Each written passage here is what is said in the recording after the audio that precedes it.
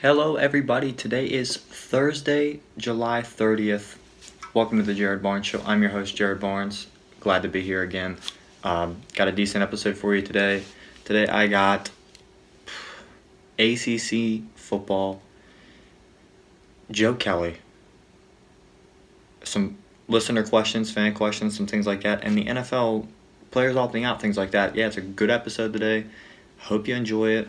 If you do, make sure you subscribe, rate, review to the podcast, like the Instagram video, hit the subscribe button. Do what you got to do if you enjoy the podcast. And you just know that I really appreciate you listening. I appreciate the support. If you like it, share it with a friend. Do what you got to do. Everything you do that when you like the podcast, things like that. And if you didn't enjoy it, just pretend it didn't happen. You never listened to it, and just move on with your day. I'd really appreciate it if you did. And if you do like it, make sure to share it. It would mean so much to me, and you would become a special person to me. And right up here, it would mean a lot to me right here. So I just appreciate it. And let's just get into it. So we all know that this week has not been a great week for baseball. Literally starting Monday, the Marlins' positive test results came back, and it made everybody nervous, to be honest. The results led to the Marlins pretty much as a whole being put on pause. And when that news broke on Monday, I was a little nervous. I was scared myself. I was scared that we might not see the MLB completely. I was scared that we might actually see the MLB completely put on pause, is what I was scared of. And if that would happen, I would have been upset because, there's another sport gone. It was just, we had it back. We would have had it, and then it's gone. But it didn't happen like that, thankfully. And but if it would have, I would have understood. It would have made complete sense to me. The coronavirus is not something to joke around about, and it needs to be taken seriously. But baseball wasn't put on hold, luckily. And if it would have been, it would have really affected what the NFL is going to do for the upcoming season. So luckily, it wasn't put on hold.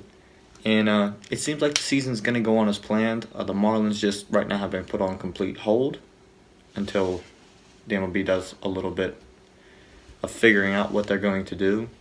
It honestly felt like on Monday when the news broke that the MLB didn't really have a plan. It didn't feel like they really prepared and planned for anything like this, which, I mean, if you know anything about the Astros cheating scandal, if you did any research into what the MLB did with stuff like that, you would understand why you wouldn't think they would have a plan. But I don't have faith in Rob Manfred, not whatsoever. But I want baseball to happen mainly because I want to watch sports. And if baseball doesn't happen, I slowly get the feeling the NFL might not happen. So we need baseball to work for the NFL. And that's one of the reasons I want baseball to keep going because, it's weird looking back on it with baseball. They were the first sport, really, to propose playing in a bubble-like environment like the NBA, like the WNBA, like the MLS, but they didn't do it. And now they're in a spot where they literally have an entire team on hold from playing for the time being. And while that entire thing right there is such a deep topic and so interesting, apologize, my AC just started running, and I am in a place right now in my house where I have been removed from the normal place that I record and put into my dining room. So I apologize for the background noise if you can hear it. If you can't, congrats to you. It sounds very loud to me, so I'm trying to adjust the sound so you don't hear it, but I apologize if it's there. Things at my house are kind of nuts right now. If you know, you know. If you don't, you want to know about it, let me know. I'll gladly open up about it, but I'm not going to talk about it on here because my private business is my private business, and some things I'm comfortable sharing, some things I just prefer not to, and this is one of those things that as of now I just prefer not to share it. So, but going back to what I was saying, it's just weird looking back on it, And they could have solved it by just doing the bubble that they originally came up with, that other leagues and teams decided to go with. Like, if they would have just went with the bubble, they'd be okay. But, like I said, it's an interesting topic. It's a deep topic. I'll be honest, I'm not that deep into digging into it. I've been busy lately. I haven't been that active on social media and things like that. And so I'm not too deep into the story. I'm not too deep into that entire situation. I would like to be. I really would like to be. I'm really looking into, collabing with somebody that is into baseball and understands a little more, because I'm not that big into baseball. I know, like, the surface level things with baseball, but I'm not majorly into it. But I'll tell you what, though, I'm not majorly into it. I am, however, extremely unhappy that Joe Kelly was suspended 8 games. I'm not happy about that. I was ticked. And if you haven't seen the video by now, you must be living under a rock. And I'll just describe what it is if you haven't seen it. And if you haven't seen it, honestly, you could just pause this right now, go watch it, and come back. Or just listen to what I'm going to say, and then you do. But you do what you got to do. You do what you have to do. So, after almost hitting Alex Bregman on a pitch, Joe Kelly, where the count was 3-0, things got tense in the game. Bregman just took the walk because he knew. He just kept it moving. He knew that things like this are going to happen. He knows. He's not stupid. He was there. They were cheating. The Astros were clearly cheating, and he knows. He's professional about it. He said, yeah, how you doing? Keep it moving. That's what he did. And, he knew things like that are going to happen all season. From Game 1 to Game 60, he knew that this was going to happen. Then a couple minutes later, Joe Kelly almost hit Alex Correa on a pitch that just got away from him a little. Now, he then struck Correa out and then walked off. And while doing so, he called Alex Correa, a crybaby, made some faces at the Astros bench, and bench is cleared after that. Everybody masked up, social distance. It was kind of weird. The video itself, after the benching, the facial expressions are barred, and one of the funniest things I've seen in quite a while in sports, mainly because you get it, no sports. But the bench is cleared. It was kind of weird because, things like that aren't supposed to be going on. But I'll tell you what, though. After the bench is cleared, everyone really before the bench is cleared, when he made those faces, Twitter went nuts, and everyone in America instantly loved Joe Kelly. He became, if you know anything about baseball, he pretty much became everybody's favorite player in that moment. He's I wouldn't say he's one of my favorite players right now, but I about died laughing at those facial expressions. It was hilarious when I saw that video. Now, it was announced yesterday, on Wednesday, that Kelly would be suspended 8 games, which is absolutely ridiculous. In a 60-game season, Joe Kelly will be suspended for 13% of the games because he made faces at a player and that team and never even hit a person. He was close, but it's ridiculous. There was a video of Joe Kelly trying to throw his changeup during the quarantine. Dude took out a window throwing his working on a new changeup. He could have just threw the changeup twice, and he's still not used to it, so it got away from him a little bit. That's what it looked like to me. It looked like the ball just got away from him a little. Some were intentional, some were not. Who knows? Not me. Not Rob Manfred. The catcher and Joe Kelly know. The Dodgers know. I don't think the Astros know. I don't think anybody knows if those were intentional pitches. Who cares? They deserve it. They deserve to be beamed every single time they step up to bat, to be honest with you. But, Joe Kelly's done worse in an entire full 162-game season, and he was suspended for less games. So the MLB can get out of here with that bull crap. I ain't dealing with it. All I have to say is hashtag free Joe Kelly. It's all I have to say. I'm just moving on from that because it ticks me off a little bit. Yeah, so the second topic that I have for you today is players opting out of the NFL season. There's star players like Chiefs running back Damian Williams, Patriots linebacker Dante Hightower. Struggled through that one. Patriots safety Patrick Chung, Packers wide receiver Devin Funchess, Eagles wide receiver Marquise Goodwin, Giants tackle Nate Soldier. The list goes on. I could go on for a couple minutes with a list of players, but I'm not going to. Those are some of the guys that I noted. Thought were like, oh, okay, I see what you're doing. I applaud them for doing it. They're taking the safety of their families and others into precaution. They don't. The McCourty brothers, McCourty twins, who are the Patriots defensive backs. They said they don't fully believe that some players are doing what they should be doing and thinking about others when they're, I didn't fully listen to the. I think it was they were on a podcast and Hightower was on their podcast. I didn't fully listen to it. I caught it bits and pieces there, but yeah, I'm with them, Corey. I don't think there are enough people, not just NFL players, that are doing enough. I just think regular day people that just aren't doing enough when it comes to this virus thing. I mean, how hard is it to just wear your mask? You know, I have to wear it for work all day long, and yeah, you could see my face. I mean, if you're watching the YouTube video, my face is red. Yeah, it's breaking out with acne because I have to wear a stinking mask all day, and you know, I'm not happy that my face is breaking out. But if I have to wear the mask all day to, you know, stop the spread of the virus, I'm going to do that because I'm not selfish, because I care about other people. Now, there are a lot of other people that are like, hey, don't step on my rights, I'm not going to wear a mask. That's not what this is about. And I don't mean to get, you know, this side of things, but the stuff gets on my last nerve. Stuff like that. Like, it's not hard. Just put it on. If you're social distancing, you know, you can take it off your nose if you want, but just try to keep the mask on. I mean, just wear it. It's not that hard.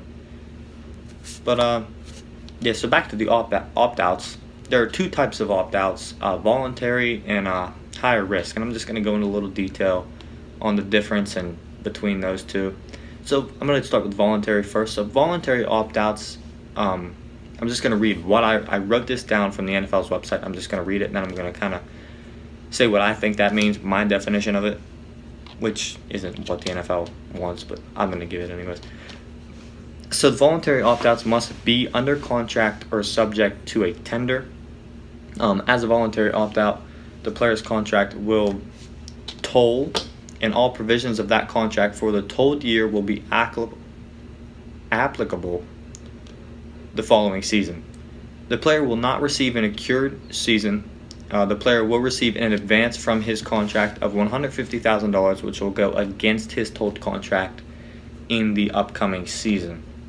So really what this means is that if a player just decides to opt out of the season and he is not a higher risk player and he doesn't have the medical, you know, wherewithal and reasons to opt out, they're not considered, you know, like high risk, like I said, then this season will not count for them.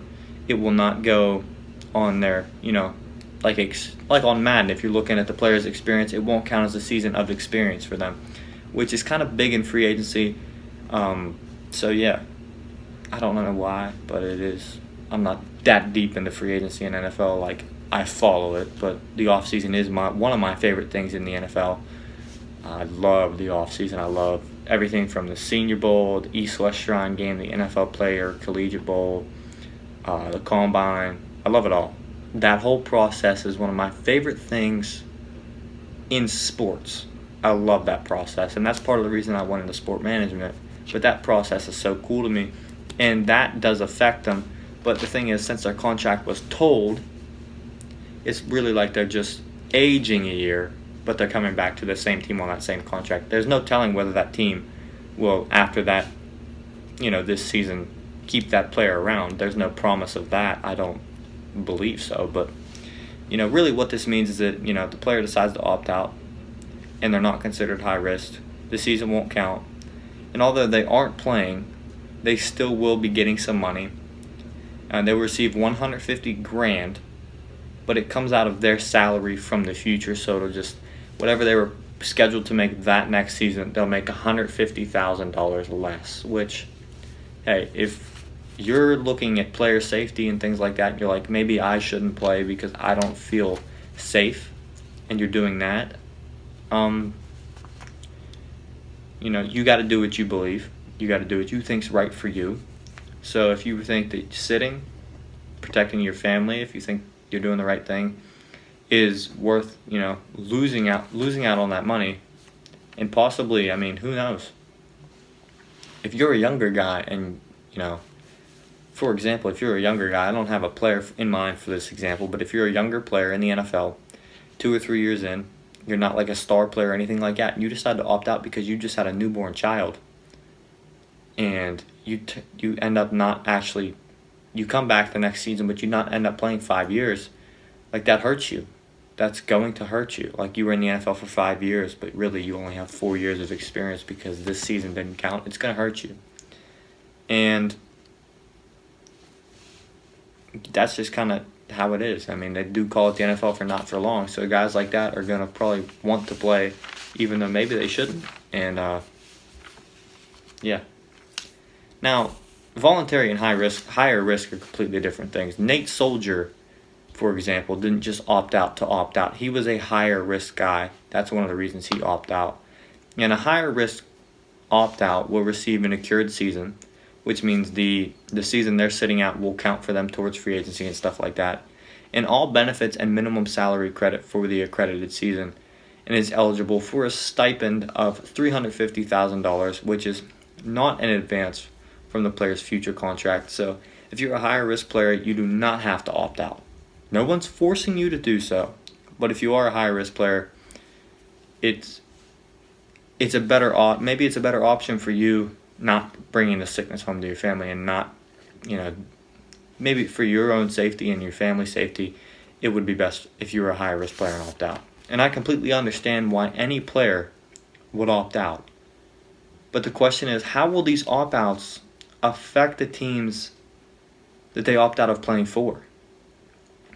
The Patriots have a lot of opt-outs right now, 6, and 3 of them are starters. One's fullback Dan Vitale, then the other one's Dante Hightower and Patrick Chung. And Hightower opting out was a massive blow to the Patriots defense. Over the offseason, the Pats lost Kyle Van Noy to the Dolphins and Jamie Collins to the Lions. That's 2 massive starters at linebacker. Now, last year they drafted Chase Winovich, and so they have some other linebackers on the team that I feel like Bill heard the news of them opting out, sat back, and was like, maybe I could try a Subway sandwich, but and I don't think maybe he cared a little bit, but he's decisive. There's always a reason for things Patriots do. Adam Schefter, or Ian Rappaport, said on Get Up that, and a player high up in personnel said, who knows what Bill Belichick's scheming up there, because it opened up a lot of cap space. They have $22 million now, and they have holes to fill. They have some interior offensive linemen that are backups opted out. They got a fullback position to fill. They got linebacker position to fill. They got safety position to fill. But they have $22 million to do it, and there's some players out there that they could go get. Everybody's kind of talking about Jadeveon Clowney. I even made a post yesterday about, is Jadeveon Clowney possibly going to go to the Pats? I don't think he'd fit there, but I also didn't think Cam Newton would fit there, and yet there he is, and they're paying him $1 million. But I think Clowney's going to want a little more money than Cam got. So, if you're looking at more cheaper options, Clay Matthews. Hey, Clay Matthews is a free agent. Don't people forget. Clay Matthews was so good back in the day, and he wasn't bad for the Rams last season. So Clay Matthews is an option. I'm not going to say it because I'm supposed to be, is it bipartisan? I'm supposed to be fair. I wasn't sure if bipartisan's a word. I don't really know the definition of that word, to be completely honest with you. So I was going to use it, but don't know what it means. So I'm just going to say be fair. I'm supposed to be fair and stuff like that and be even, but man, I grew up and I was told to hate the Patriots. Told to hate them. I grew up in southwestern Pennsylvania. I was told I was supposed to hate Cleveland. I was supposed to hate the Patriots. I was supposed to hate Philadelphia. Those 3 right there I was supposed to hate. Probably that's for coughing in the background. But I'm supposed to hate those 3 cities right there. Yeah, Philly got good cheesesteaks. I don't mind Cleveland. But I don't like New England. I respect Bill Belichick, and I respected Tom Brady when he was there. But I don't like them at all, man. It's tough for me. And seeing just Bill Belichick craft and come up with these things. Yeah, he's crafty. But I just thought in my head, I'm saying, Bill Belichick's crafting, but the owner of the Patriots is Robert Kraft, and I thought it was funny, even though it's just really dumb. I'm slap happy right now. It's getting late, so But yeah, I think Clay Matthews could be a real option to the Pats. Clowney's an option too. But Winovich and Matthews wouldn't be a bad pair from across each other. Just saying. Two dudes with long hair. Oh. Now that I'm thinking about it, they need to sign Clay. They need to sign Clay Matthews. My last regular topic that I have for the day is ACC Football. Now, ACC Football announced an 11-game schedule of 10 conference games and 1 non-conference game. The cool part of the announcement is they officially said that Notre Dame will be in the ACC this year, and that the ACC it shocked me that the ACC even considered non-conference games at all. We know that the Big Ten and the Pac-12 have already announced that they will not be playing non-conference games. They'll be doing interconference play only, and they lost out on some massive games because of that. The SEC and Big 12 has yet to announce anything. I would expect something coming within the next week because it's getting very close to the season. And I don't think the season's going to kick off on time anyways, but it's still getting close to what time the season would normally kick off. So, here's what you're going to need to know about the new ACC schedule. I didn't look at any of the games, anything like that. There's just little, 3 main points that I was like, man, these are big. So in the ACC this season, there's going to be no divisions. So there'll be no Coastal, no Atlantic Division, which means that the 2 teams with the highest winning percentage will play in the ACC Championship. And my only other question after that is, how will Notre Dame fare in the ACC? So, going back to my first point, with no divisions, that means that it's anyone's game. But we'll see matchups with teams that we are not used to seeing year in and year out in the ACC. So I'm assuming we're going to see some of the big rivalries. But there's some teams in the Atlantic and the Coastal that don't play every single year, every other year, every third year. So it's going to be cool to see them match up and face up against each other. And I'm excited for the ACC because with the no divisions, it can actually work in some teams' favors and others it won't work in their favor. Specifically, for example, I love the Pitt Panthers. They're kind of the local big school other than West Virginia and Penn State. But 2 years ago, the Pitt Panthers made the ACC Championship game, but honestly, they had no business being there. The ACC Coastal was so bad that year that it became more of a game of who could survive the longest, not who was better at football.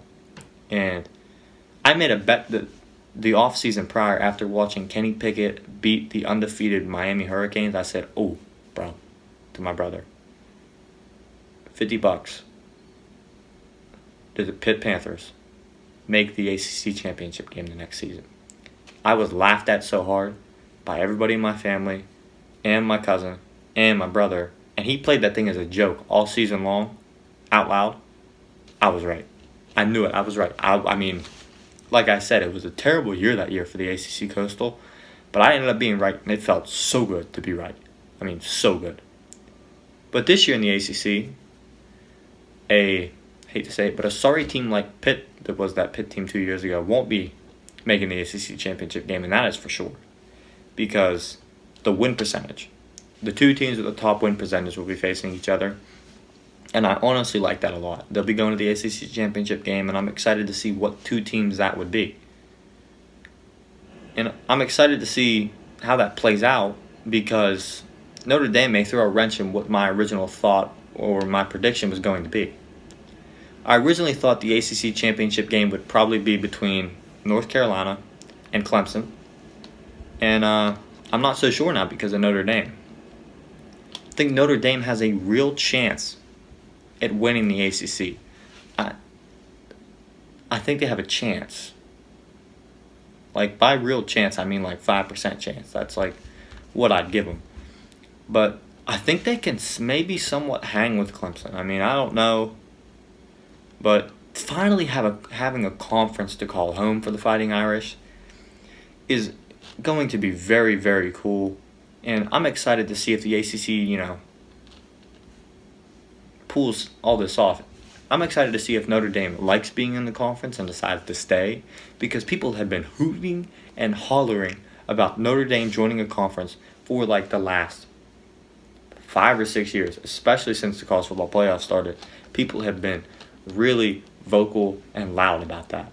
And it's cool to see, but man, Notre Dame has really dragged their feet with joining a conference. They were forced to do it this year, and now hopefully they do it to stay permanently because the ACC is a good home for them. But I'm excited to see if the ACC, pulls this season off, and I'm excited to see if college football happens. I really hope it does because I love football. College football is my favorite sport. But I'm going to take a short break real quick, get a drink, freshen up, and I'll be back with my listener questions. And I got a couple good ones today. Real good questions. Some like real deeper ones too, and some like, just basic questions. But I'm thankful for every single one of them. I really appreciate every one of you that submitted a question. You guys mean the world to me. So thanks, but I'm going to take a short break, and I'll be right back. All right, everybody, I'm back. And like I said, I don't know what to call this segment. I'm going to call it listener questions. I want to call it fan questions. I'll just call it submitted questions. So the submitted questions of the week this week, the first one to start with is from at GG Talk Sports on Instagram. Make sure to go check them out. They have a dope podcast. They bring in dope interviews every single week. Great takes on stuff. Enjoy their stuff. Enjoy their posts on YouTube, everything like that. Great page. Really like them. So make sure to go check them out at GG Talk Sports. But their question for me was, how do you feel about the Lou Williams situation? And it's not one that I, was going to talk about because I don't view it as that of a big, I don't view it as of a big deal as it got. It's not because I take the virus lightly or anything like that, but that is partly because, the man just wanted some wings. He had to go to a family emergency. I think it was a funeral, thing like that.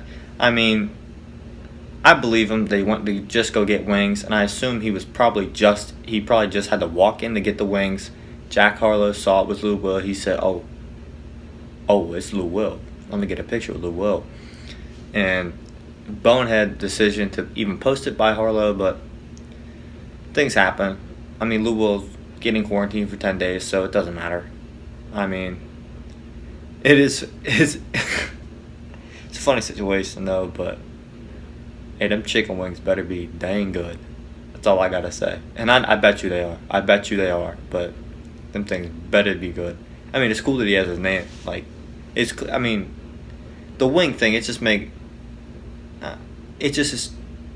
too easy for me to believe because he's got a wing on the menu that's named after him. So it's too easy for me to believe that he's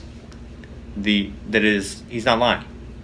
And I really didn't plan on talking about it, but hey, thank you for the question. I really appreciate it. It is a hilarious situation, I think, but some people don't think so. Some people are real serious about it.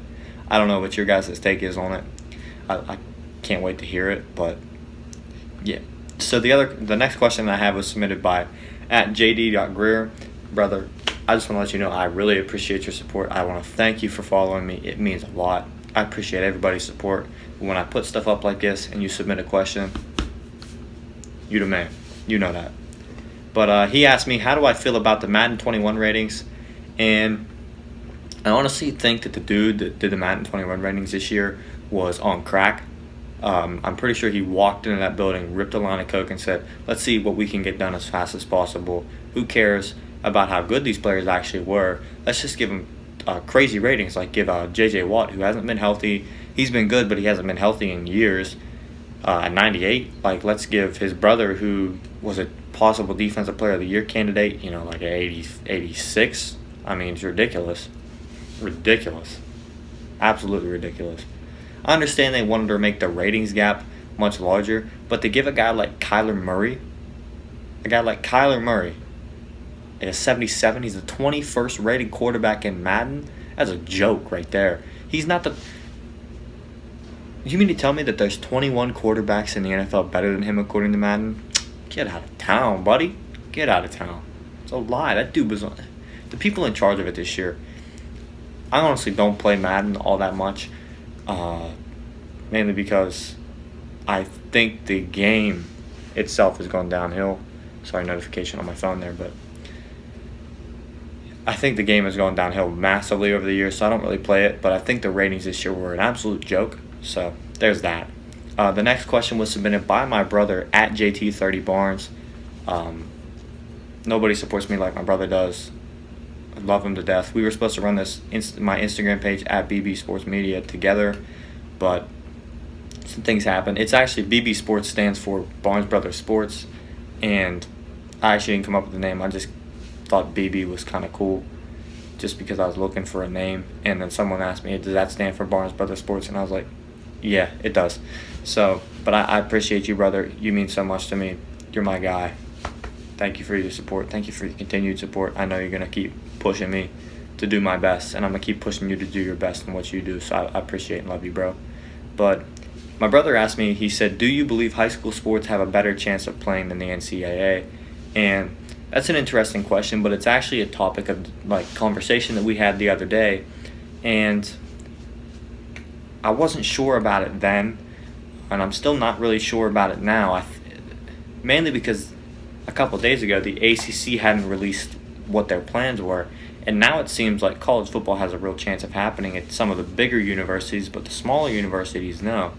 Now, the high school level is interesting because it's going to, rely on what the state deems is safe, and we live in Pennsylvania, me and my brother, so the PIAA, which is the, I guess you could say, they run high school athletics in Pennsylvania. They voted that they are going to go through with fall sports, specifically football, and it's going to happen, but it's going to be up to the Commonwealth of Pennsylvania whether it actually does. To them, they view it as it's okay, it will happen, but the Commonwealth of Pennsylvania will have the final say, and that's big right there. It's going to really depend on the state government and things like that. They're going to come in and they're going to decide whether high school sports are going to happen.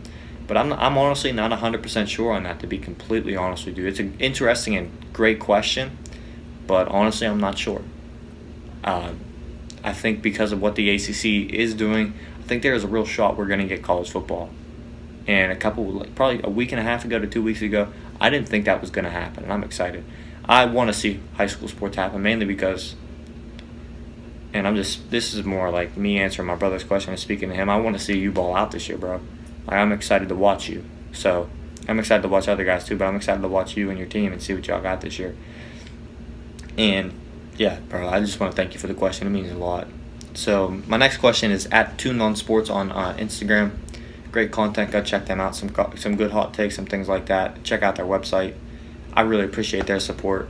I appreciate y'all. Thank y'all so much for the question. They asked me Nick Bosa contract prediction. And when I first read it, for some reason, that's when the Joey Bosa news broke, so they asked that question. And the only thing that was clicking in my head was, okay, I kept reading Joey for some reason when it clearly said Nick. And I felt like an idiot. So I texted them, I said, "What do you mean by this?" And they said, "Oh, what do you think Nick Bosa's contract's going to be?" And then it clicked in my head, oh, they're asking about Nick. Oh, man. I'll tell you what I think, his contract's going to be wildly massive, mainly because he is he proved this year, he ranked in the NFL's top 100, I think inside the top 20. He ranked above TJ Watt, and he was a rookie. He was a dominant presence as a rookie. And he's got 4 more years left on his contract with a 5th-year option. And I assume he'll get a contract extension within probably 3 years from now, probably before he gets into his 5th-year option. He'll get a contract extension. And considering the salary cap may go yodely up, it may explode upwards. We might see the salary cap go from, I don't know what it is now, but we may see it go boom, boom, boom, boom, really fast with the new CBA. So his contract's going to be massive. I would guess that Nick Bosa's contract's going to be over what Joey's entire contract is right now with just guaranteed money. I think he was $137 million, and that's not all the guarantees. I would say that Nick, I could set the bar for him at $140 million guaranteed if the salary cap continues to go up, because edge rushers, linemen, and quarterbacks are the 3 most important things. Well, just not really edge rushers. Pass rushers, linemen, and quarterbacks are the 3 most important thing in football.